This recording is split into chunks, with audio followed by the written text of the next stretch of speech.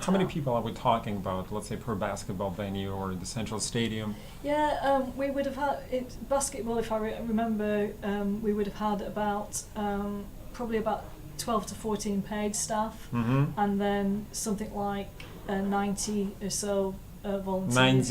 90, yeah, just for press operations. Just for press operations. Plus the language service. Plus language services, plus protocol, and then event services as well.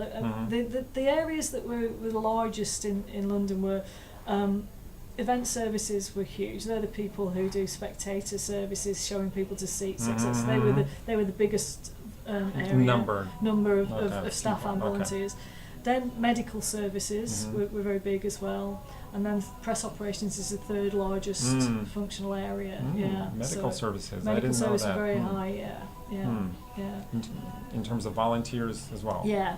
So again, we have quite strict regulations in terms of having first aid, medical people, so many in a venue per spectator numbers, that sort of thing. We had to match that. The reality is that we over sort of scoped in many venues in order to overcome those issues. So there was never an occasion where we were dramatically short of volunteers. If that was the case, paid staff stepped into to those roles.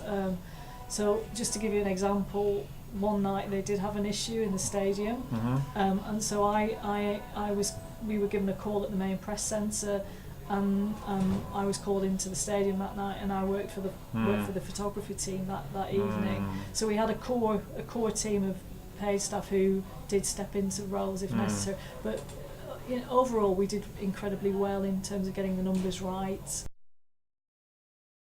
How much time do you think should be really necessary to train one volunteer for your function? So can they learn as they go? I mean, for both paid staff or volunteers. Yeah. So what do you think about how many hours, let's say, or how much time in general should be allocated? The London training programme was intensive.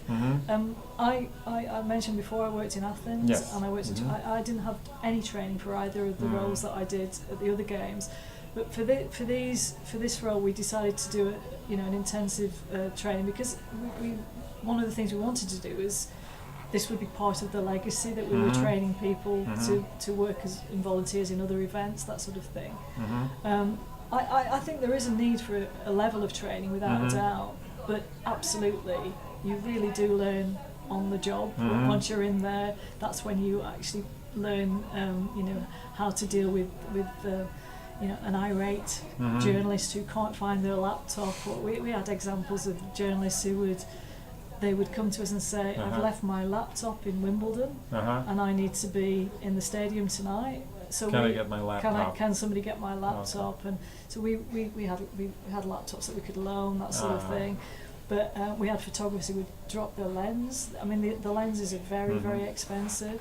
And so we had Canon and Nikon on site to do they did a camera loan and repair service for us. So we had training to allow people to know that was available to them was quite important. So I think that a level of training is important, but actually learning in the role is probably the reality, that you learn more when you're involved in the situation.